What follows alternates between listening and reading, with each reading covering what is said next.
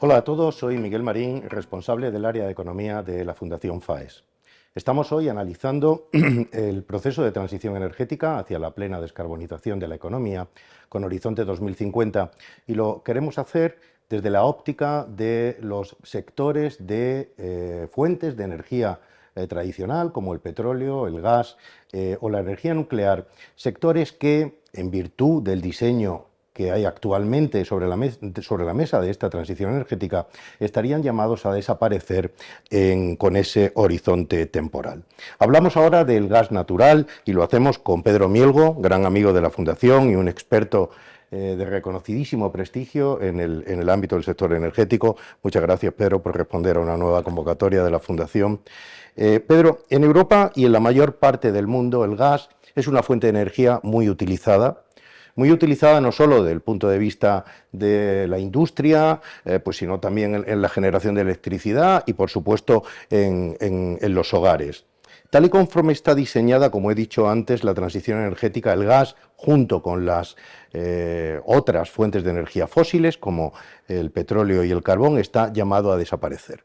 Además, en los planes de energía y clima de los distintos países europeos, y entre ellos el español, se prevé una caída, un declive de la demanda a medio y largo plazo constantemente en el tiempo. Sin embargo, vemos que, y quizá más aún después o a raíz de la guerra de Ucrania, que existe una gran confusión respecto al papel que va a jugar el gas natural en las próximas décadas en el sector energético europeo.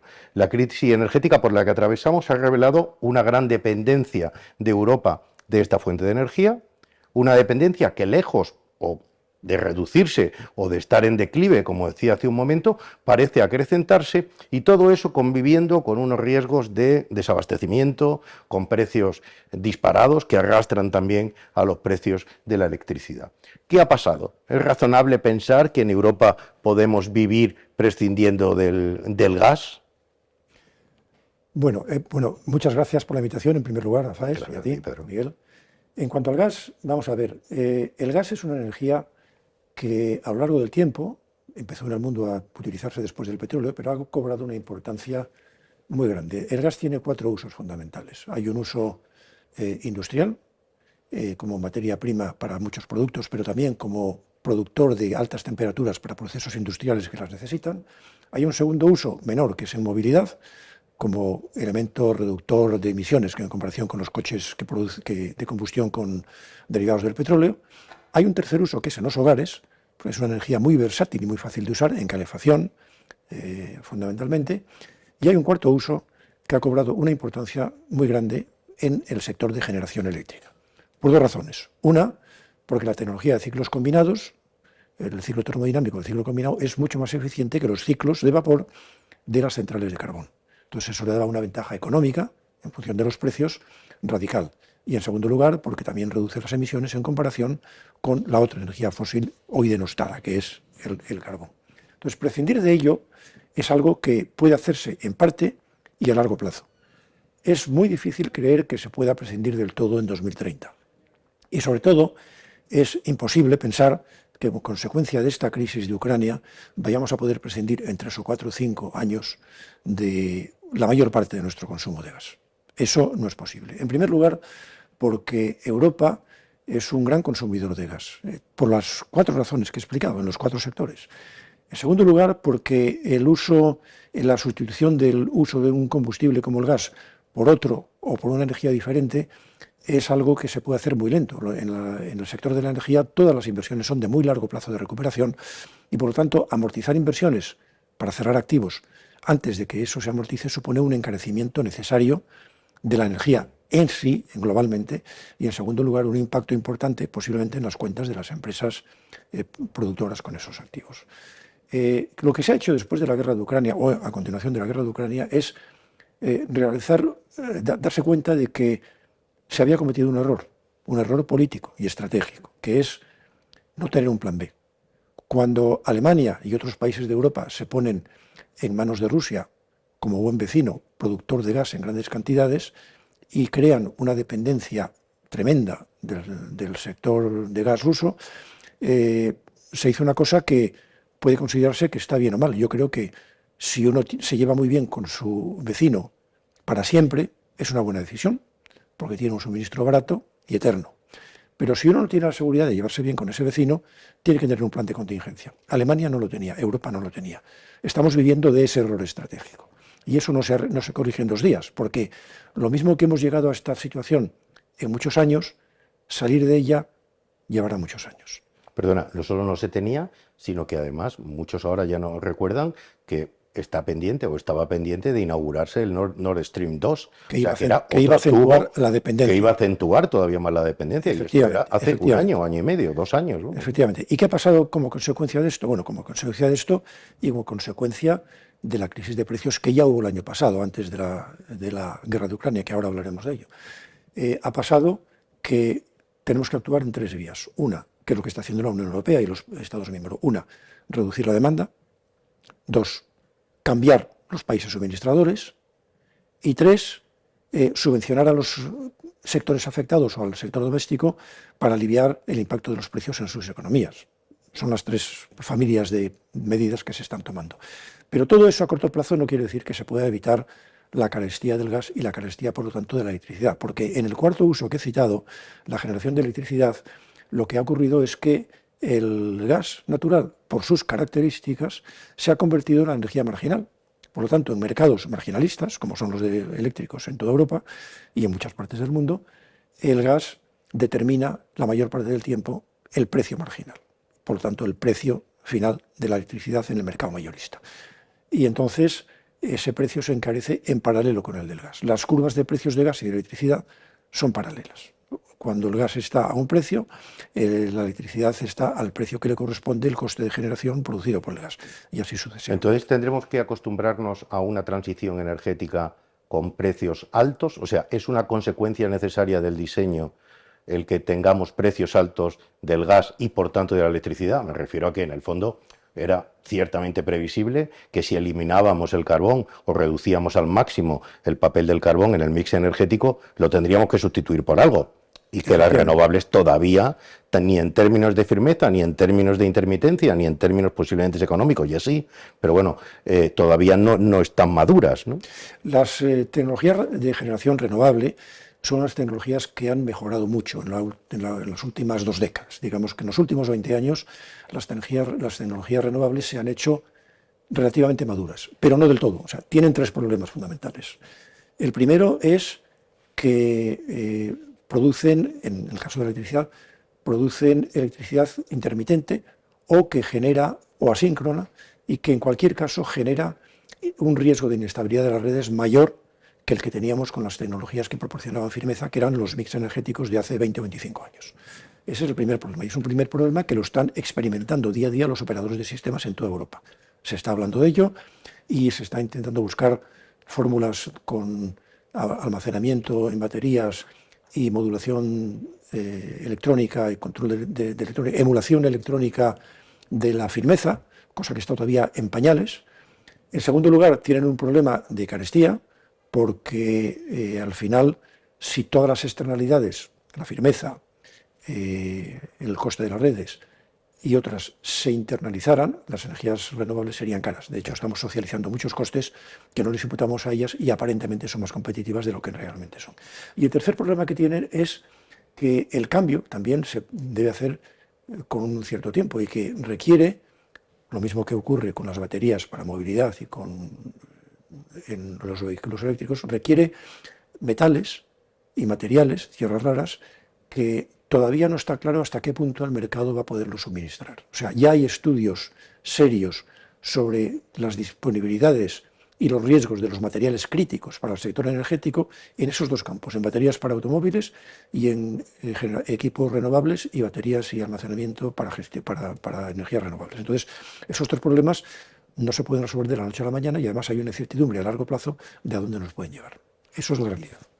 Entonces, o sea, realmente estamos viendo que vamos a tener una necesidad, a medida que, bueno, pues supongo que las renovables se irán desarrollando tecnológicamente mejor y se podrán ir solucionando estos problemas, pero no parece que vaya a ser de hoy para mañana. Quiero decir que vamos a tener una necesidad significativa de utilizar el gas en nuestros sistemas energéticos. ¿Cuál es el futuro entonces de este gas? Porque oímos hablar también con cierto nivel de confusión de gases renovables. Oímos hablar del hidrógeno verde, del rosa, del gris, del azul. Empieza a haber mucha confusión alrededor del gas y no todos los gases renovables entiendo que son igualmente rentables desde el punto de vista social, y algunos serán más caros, otros no. ¿Cuál es el futuro? ¿Cómo ves el futuro del gas en el mix energético? ¿Y de qué gas? Claro. Vamos a ver, efectivamente, yo creo que esa es una de las claves desde el punto de vista estratégico que hay que plantearse e intentar responder con acciones políticas concretas.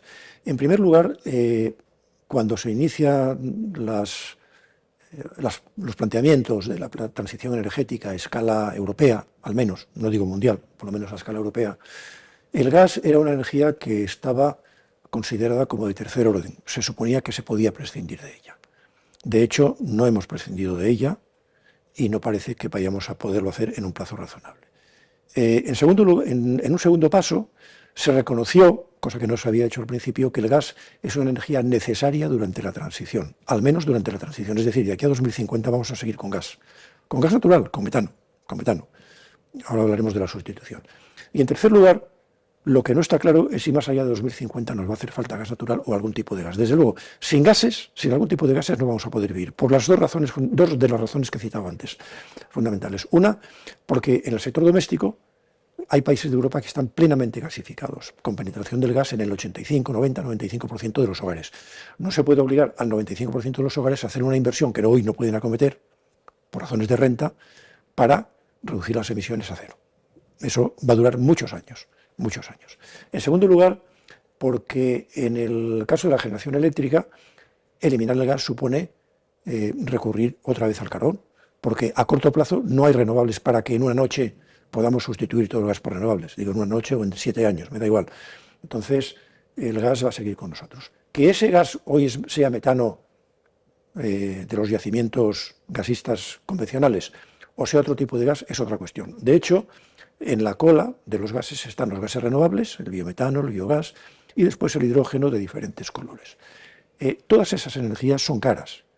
Ayudan a reducir el balance de emisiones porque se las considera renovables o limpias, pero son energías caras. Hoy el hidrógeno, por irnos al que parece que tiene más futuro a largo plazo, requiere un proceso previo, químico o eléctrico, para producir la electricidad con la que se hace la electrólisis y después el proceso de electrolización propiamente dicho, con lo cual siempre va a ser más caro que una energía eléctrica generada con gas o con energía hidroeléctrica o nuclear, siempre más caro. O sea que la transición energética, tal como está diseñada, es intrínsecamente cara.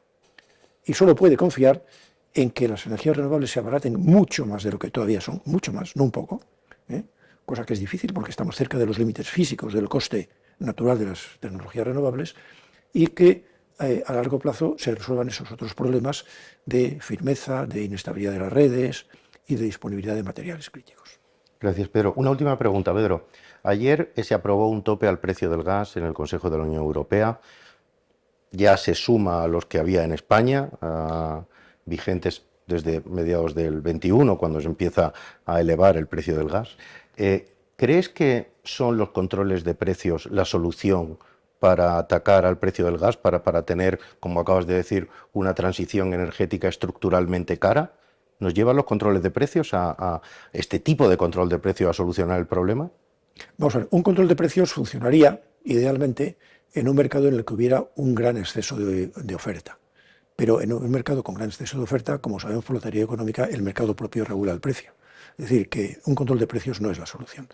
Porque además en un mercado tenso, como es el mercado de gas, desde el año pasado, toda la historia de precios altos, crecientes que hemos tenido hasta que llegó la guerra de Ucrania, que ha consolidado esos niveles de precios, es un ejemplo de mercado tenso por estrechez del margen entre oferta y demanda, que es donde surge la tensión, surge la especulación y surgen las posibilidades de jugar con el precio. Y es lo que estamos viviendo. Entonces, pretender que un control de precios resuelva el problema de Europa es un poco infantil, porque si se ponen controles de precios y los productores de gas encuentran compradores alternativos, se acabó el problema, nos quedamos sin gas o lo pagamos al precio anterior al control.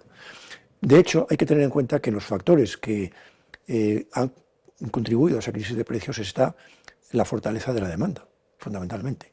En Asia, porque la demanda en Asia crece por la fortaleza de sus economías, por ejemplo, en los últimos 10 años, la demanda de gas en China se ha multiplicado por 3, en 10 años. La demanda de Asia ha crecido a un 5%. La demanda de Europa y del mundo OCDE ha crecido menos del 1%. Entonces, la demanda de Asia tira fundamentalmente de los precios. China, Japón, Corea, India, sur de Asia. En segundo lugar, la demanda europea, que había empezado a bajar y que había tenido un mínimo en el año 2014, resulta que como ha habido que recurrir al gas en la generación de electricidad para cerrar el carbón o la nuclear, pues ha vuelto a subir. Desde 2014 a 2021 la demanda de gas en Europa ha subido un 20%. Esa demanda que se anunciaba que iba a ir en declive y que nos iba a ayudar a prescindir del gas. Cuando los productores de gas, los países productores y las compañías productoras han visto que esa demanda subía, que en el mundo la demanda seguía fuerte, naturalmente han vuelto a invertir en exploración y producción, cosa que habían dejado de hacer, habían reducido la inversión en exploración y producción, equilibrarse, claro. con lo cual las perspectivas de disponibilidad de gas a medio plazo habían empeorado. Claro. Ahora van a volver a mejorar, pero dentro de varios años. Y además hay otro problema, y es que en Europa, que recibía la mayor parte del suministro por gasoducto de Rusia o de la producción propia del Mar del Norte, pues, o de Argelia, ahora hay que sustituir la mayor parte de ese gas, todo el ruso, por GNL. Y hay que construir en el mundo, hay que construir nueva capacidad de licuefacción, nueva capacidad de regasificación en Europa. Que debería ser amortizada. Aumentar el tamaño de las flotas de metaneros. Y todo eso lleva acelerando las cosas entre 3 y 5 años. Es decir, que en los próximos 3 o 5 años los episodios de precios altos y la extrema volatilidad del gas va a ser una compañía permanente. Lo vamos a tener permanentemente. Y después veremos cómo se hacen las cosas. Habrá que hablar de cómo se hacen las cosas después. Porque, claro, el GNL también es intrínsecamente más caro que el gas por gasoducto. Claro. O sea que el gas en Europa ha subido un escalón de precios del cual posiblemente no vaya a bajar nunca.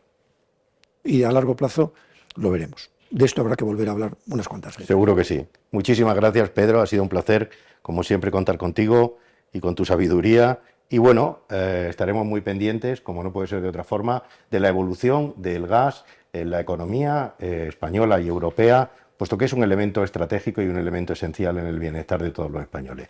Te emplazo, Pedro, para próximas citas y nos vemos en el futuro. Encantado. Muchas gracias. Gracias, Pedro.